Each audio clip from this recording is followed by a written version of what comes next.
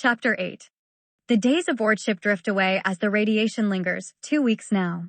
The wounded either mend or die, except for those that remain forever at the edge of mortal ruin.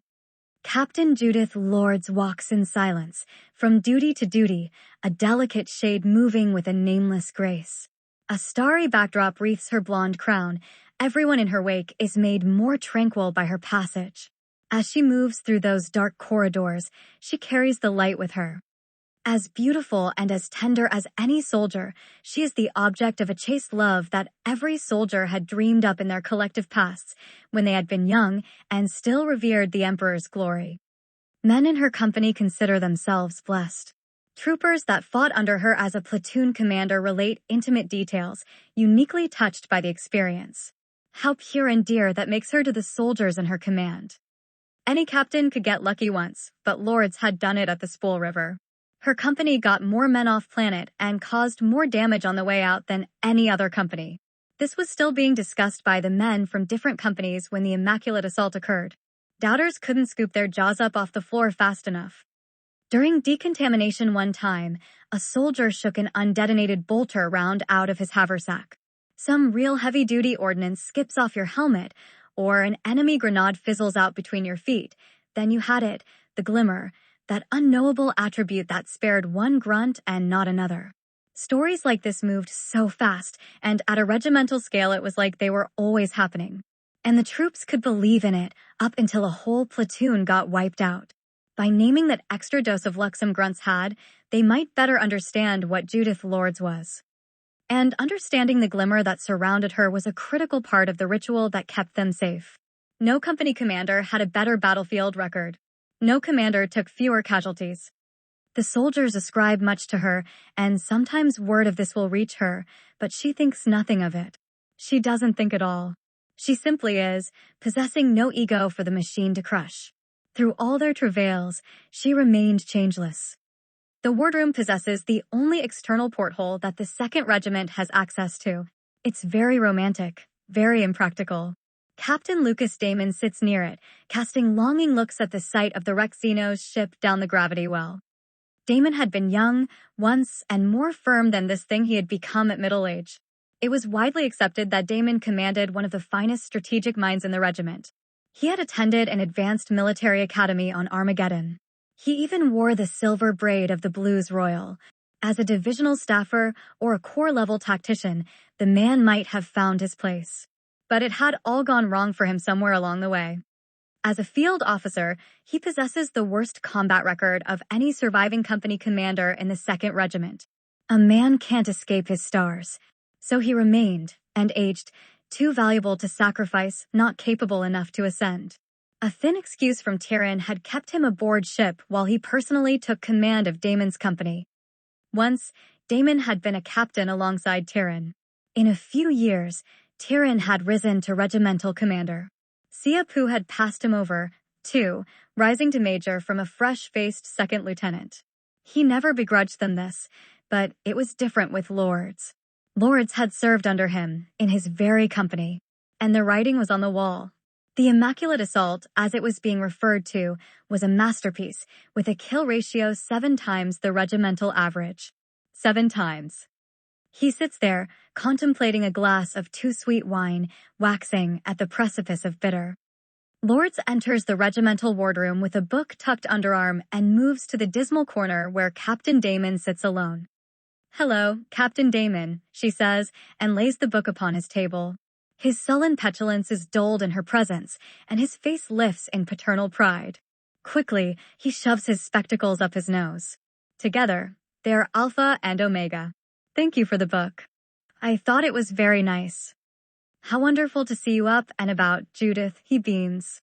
"I saw your battle report. Truly, exquisite stuff. You should be very proud of yourself." The ship's internal voids, interstitial spaces, and storage areas are all off limits. In those dark and nasty areas, there is an old vehicle.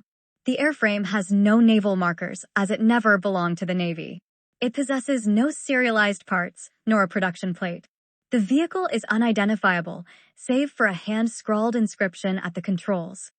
"The Witch." Aerial vehicles of this type are outlawed to the second, except that it remains in inventory as the personal property of Colonel Michael Tyrann. The gunship has an old legacy, an ugly legacy. Tyrann never knew for certain where his father had sourced the vehicle. Likely it was artisan-made, a bespoke example. Surely he'd known the role he intended for his son to make of it. In transit, the airframe hides in plain sight. When their inventories are audited, it's simply a training dummy. Hundreds of soldiers refine their belaying skills with the airframe suspended from overhead hoists. Indeed, each of the jump troopers below has drilled in this vehicle, knowing it as nothing more than a facsimile. But other times, with its engines in place and the weapon pods installed, this Vendetta gunship is the off-book insertion vehicle for the Snake Eaters, whose newest class of prospects are gathered below. Gathered beneath its shadow, the transferred jump troopers stand in tidy parade formation in 3 ranks of 5. Crates of the regiment's stacked baggage looms around them. Being this far out of bounds was almost certainly a shooting crime, but they'd been careful. Anna can't see much. She only knows Alcoa by face, but he was one of the most popular men in the regiment. A weapon malfunction had burned the tips off of each of his fingers down to the first knuckle. No high-tech augmetics awaited him, just a pair of spring-tensioned prosthetic fingertips some rogue armorer was able to set him up with. There's a sergeant she knew of, not personally, but through a dead third party, named Lucas Indigo. There's another, Anthony according to his name Flash, a real handsome jack, but she can't see anything else. They've been out here, bordering right along the ship's superstructure, waiting, growing insecure. There's something foul out here, in the air, overpowering the baseline stink of the vessel. The sound of jackboots clattering across the deck plating brings the prospects to attention. As one, they snap their salutes.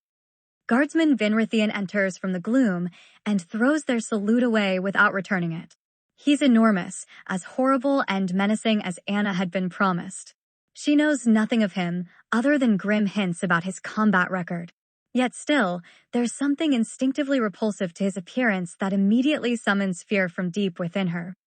The huge, hairless freak turns to face them, wasting no effort satisfying any military formality.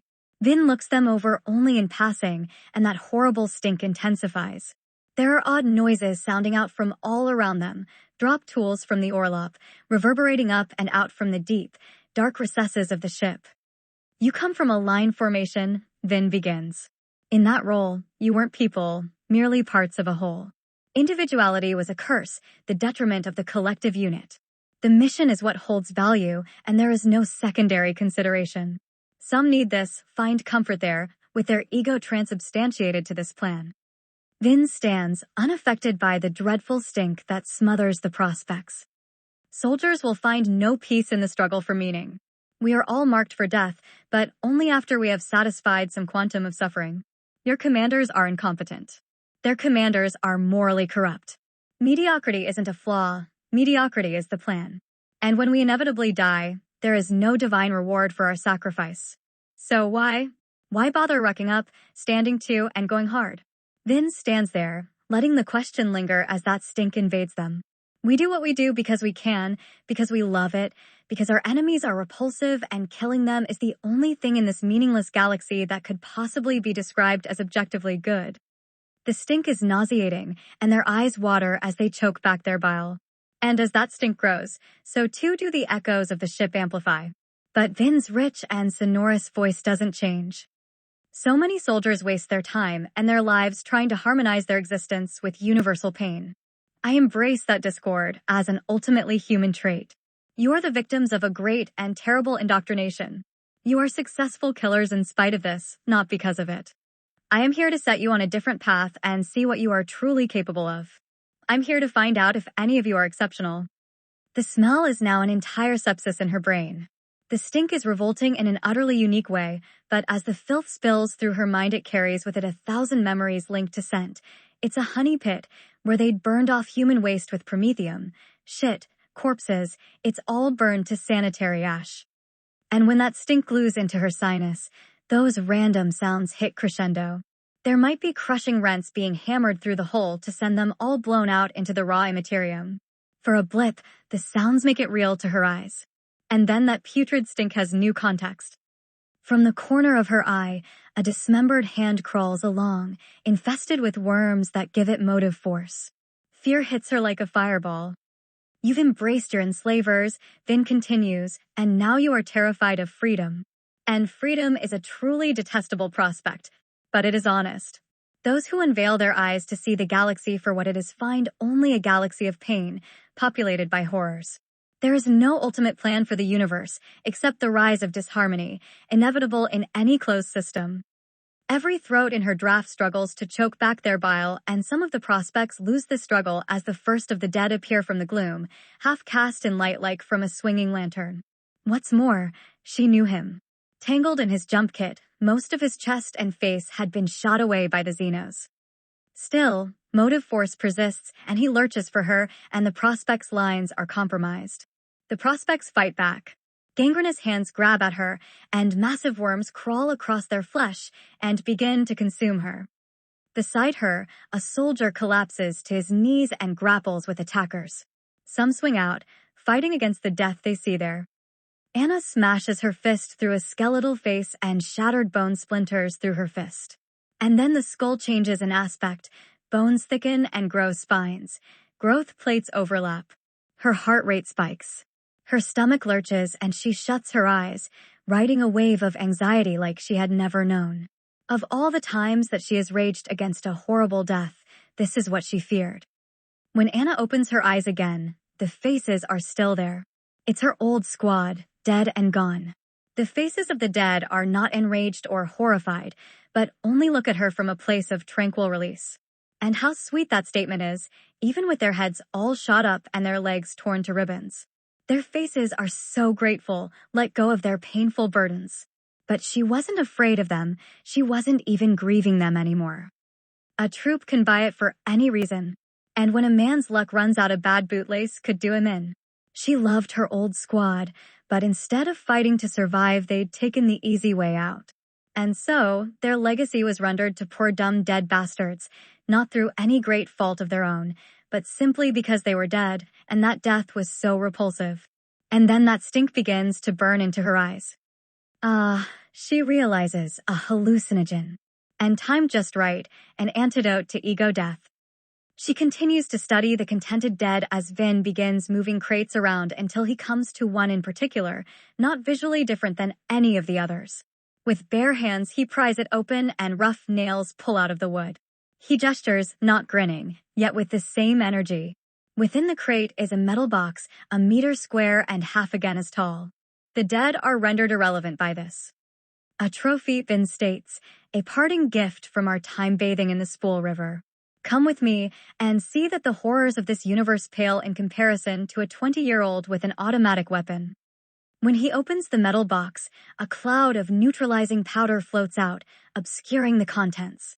In that instant, Vin Rathian moves fast, looping the cable like a noose. With a groan of effort, he hauls on the line. In a plume of white dust, a vaguely human shape is lifted upright, pulled upward until clear of the box.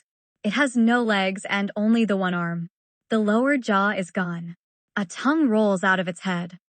It's got nodes across its chest, and such a complicated panoply of tattoos scar the flesh. It's horrifically mutilated, but certainly, it's an Astartes. And he is very much alive. Chapter 9. Far from purpose-built, the Hammerbound's wardroom had been converted into a makeshift strategium. Tyrus Anul, skipper of the same ship, insists on being called Commodore. After their first conference, Endon Ling, wing captain of the 79th Air Wing, will later confide to Tyrion that that's all nonsense. Anul is just a lieutenant commander. But at this next conference, Ling respects the man's requested title. The wardroom is stuffed with redundant lieutenants from both Hammerbound and Furious Wrath. Even a useless warrant officer from the Grand Rivera has made an appearance. Wrath's skipper joins by Vox only. A blue hololithic display holds the vague countenance of the Muggos. Commissar Delaclos has also invited himself. Excepting Ling, all the Navy men are uniformly aged and obese. They look ill, in some non-specific way, a kind of toxification of the soul expressed with sagging jowls and liver spots. It had been a busy week since their last conference. That meeting, war by committee, had gone poorly. A lot of the naval types had wanted to blow it all to hell, incinerate the Hulk to drifting piles of ash like something found in a crematorium cellar. The Muggos took grave exception to this. By the end of that first conference, it had been decided that orbital firepower would steer well clear of the Hulk. In the past week, the fleet had thrown the kitchen sink at the Xenos like unrestrained madmen, fulfilling some apocalyptic fantasy. Chemical weapons, laser batteries, torpedoes, and good old-fashioned atomics have bracketed the enemy into predefined positions that the second would attack, and soon. Even the 79th had flown a few interdiction missions in support of this, but primarily for novelty. The Grand Rivera wasn't a carrier, and so the action wasn't sustainable, so Annual scrubbed their ops. But the air in the wardroom was different today, like all the players were bored of the game and wanted to go home.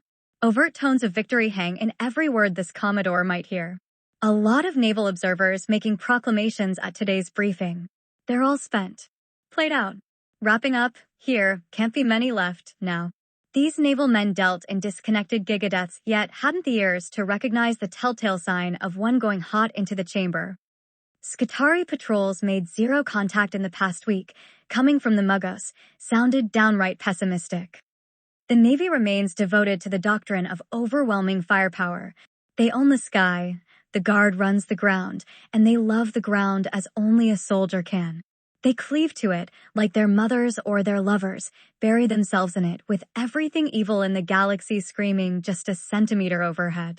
Except it's reversed now, and logic dictates that all that firepower is fueling fortifications, bunkers, trench works, redoubts.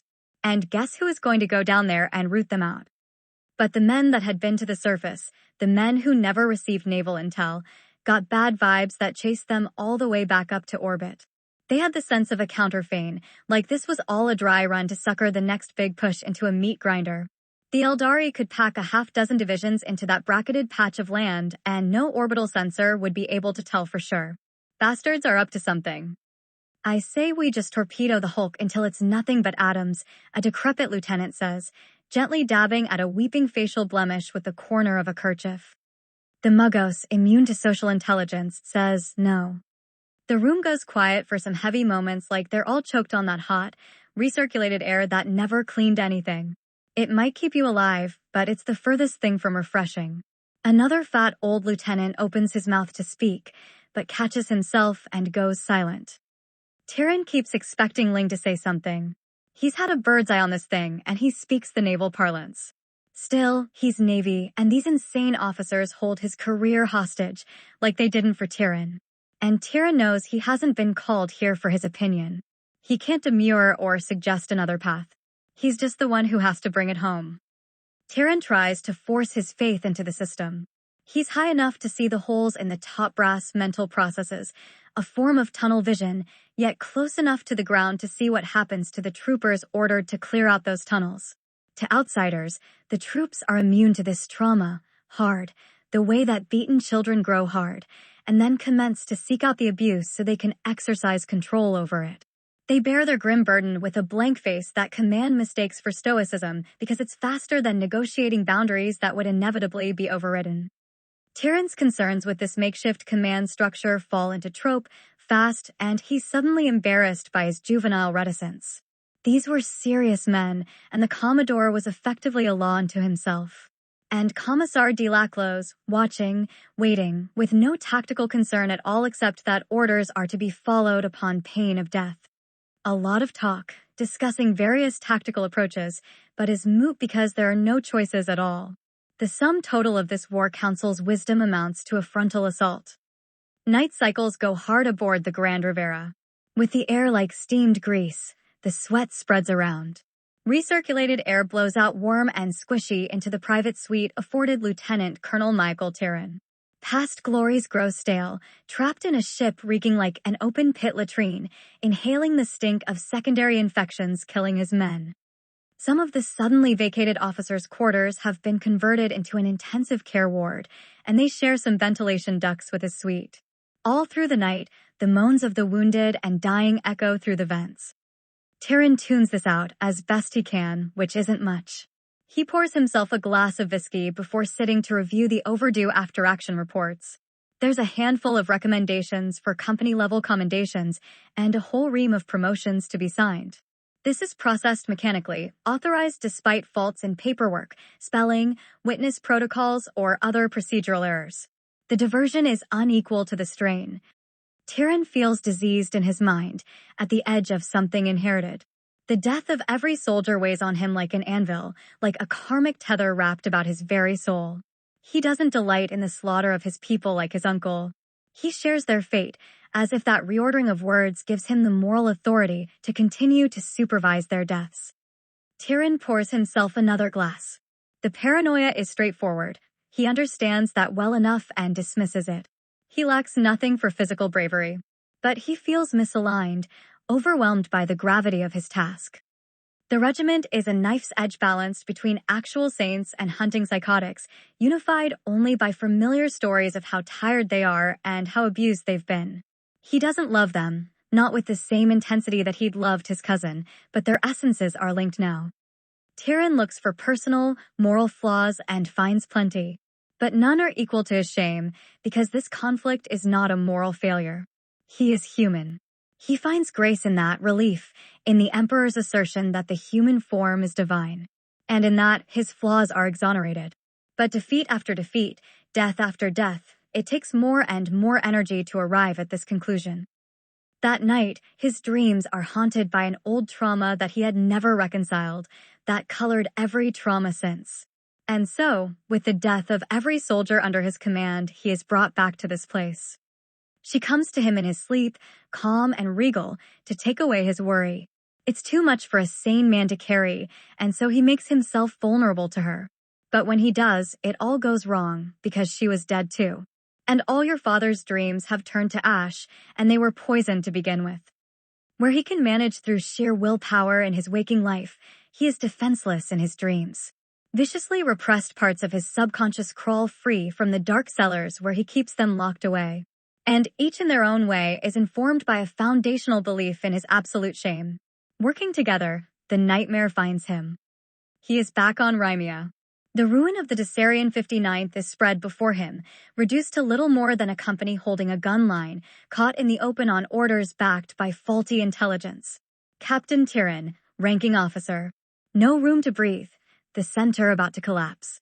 When the orcs hit, the flanks will melt away and they will all die. And so he moves, down into the bunker, where she waits for him, but not alone. He is always lucid in this part, transfixed, paralyzed by an old fear, a perfect fear, an inspirational fear. It plays out just like the last time. Just like the next time. Lady Ingrid stands there in that threadbare bunker, alone with him and the raw terror within. All of her formidable courage is dissolved. Her last utterance, a whimper of the purest fear, the sound of her voice echoing down the long hall of his memories, with the flesh being massaged from her skull. Tyrion awakens, damp with sweat, trapped between the burdens of savior and destroyer. There is no way out for him, except absolute victory. He knows he will never hold a gun line again. Sergeant Henry Scrabble leaves subtle signs to summon his flock to Thanksgiving. His wounds have mended enough to allow him to leave that filthy Medici ward, where something would catch him and kill him, be it disease or deranged trooper. Henry meets the second thought with a degree of compassion. Over the course of a campaign, it was expected that a soldier might go insane. There was just no guarantee that it was temporary. He attends to the remains of his squad and finds only 2 have survived. He next checks the duty roster, circles back with the platoon and company commanders to receive an abbreviated promotion to Sergeant First Class. The company is in worse shape than he'd thought. This is his second wound, and it's aged him more than he thought it would. He's not even 30 and he feels much, much older. By his blue and silver shoulder cords, he is a jump trooper and a veteran of the Blues Royal. Lieutenants Alexei Golyabev and Joanna Case had earned their first kills together. The conditions of the Blues Royal dictate that a soldier is changed by such an experience, born again by the purifying quality of combat. Case had volunteered. He and Alexei had been motivated to do so by the commissar under great suspicion. That hadn't sat so well with him, though, no more than that crazed jump trooper's rampage, with the accusation of coward behind her curled lips. Some years back, under fire, Captain Samuel Naum, Color Sergeant Brian, and Cadet Commissar Honduras had fled the field in terror, taking half the company with them, culminating in a catastrophic defeat. It was an extraordinary black eye. Naum was the first, and the last, Desarian that then Major Tyrion had helped get promoted to company command. With the line folding, Henry Scrabula had held fast alongside Lieutenant Desmond, but he had the utterly singular bad luck amongst the men that had remained in the fight of not having been wounded. Returning to camp that night, that looked real goddamn bad. It became a mark of ignominy. The commissar investigated it, neither able to prove nor disprove Henry's cowardice. But he promised he'd find something, anything, except that he hadn't. Publicly humiliated by his cadet's cowardice, the commissar didn't back off. Henry disliked the scrutiny. He disliked the commissar's grasping threats. And while the commissar hadn't found anything, given enough time he would have. The harassment intensified until finally, Henry relented and requested a transfer to the Blues Royal. The very next day had been the Spool River, a horrific day at the end of a campaign made of such days. Major Saramord was dead, caught in a withering enfilade. Captain Desmond was dead. Their squadron had been up in the front, screening Lieutenant Thornton.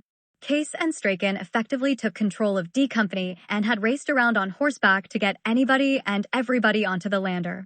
In orbit, the harassment immediately stopped and all suspicion withdrew. He was promoted to sergeant. But how dare they? Of all the disparate cultures in the second, only those from Tallwater had volunteered to serve their emperor. At the ordained time, the soldiers from Tallwater all begin to move down secreted corridors, through unguarded passageways, into the cold dank parts of the ship that are never trespassed and rarely thought of. They bring with them precious icons and makeshift candles. The totems are familiar Aquila, Stigilites, but somehow scalene, as if wrung with a non-dominant hand because their icons have been hand-wrought from the soft brass of spent munitions. At one point there had been 33 of them, one of the smallest drafts taken into the regiment, volunteers to the last man. Someday, the commissar will follow them here, and he will shoot every one of them in the head. In the flickering glow of candlelight, Henry Scrabula dons the crimson cincture. And then, with the congregation prostrate in their makeshift church, he produces the linen-wrapped hearts of Lancaster, Lawrence, and Weber, 3 dead of their community whose corpses were already being mechanically composted. But their hearts belong to the emperor. He places these into a brass dish filled with sweet oils, and with a ceremonial candle, he immolates their remains. There is no cure for the evil we find in the universe, except the destruction of those evils, Henry says. Today, we celebrate the lives of our kinsmen who have concluded their pilgrimage and have been called to serve the emperor in war everlasting. The flaming meat fills their sanctuary with a familiar scent, throwing shimmering shadows across right angles. As the highest-ranking member of the community of pilgrims from Tallwater, it falls to him. He sees familiar faces in the steely gloom, and his breath hitches slightly when he spies the bulky shadow of Vinrathian. A simple man has no power to stand between a supplicant and a god as mighty as the emperor. Still, his presence is unseemly. Soft hearts venerate the emperor as a protector and a savior, Henry continues. But that isn't so. Our God is a God of retribution and terror. Our God is a destroyer. And our God is a jealous God. He wants reverence from us.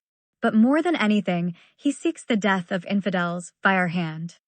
As the fire burns low and extinguishes, the congregation collects their icons and departs. In a matter of minutes, it's done, and Henry Scrabula remains behind in the cold dark with Vinrathian. You shouldn't have come, Henry says to his lost friend. I have every right to be here, Vinrathian responds, drawing himself up to his great height. We've completed our pilgrimage, Henry sighs as he speaks. We are at war. We wish only to pray and to fight. Henry Scrabula unwinds his crimson cincture from about his waist and lays the coiled braid against the large man's shoulder, observably undistinguishable from the red braid that marks Finn out as a snake eater. You take our traditions and present them to outsiders, Henry says. You profane our sacred traditions and reduce them to crude mockery and traded totems. Vinrathian nods, slowly, deliberately. I am compelled to do what I must.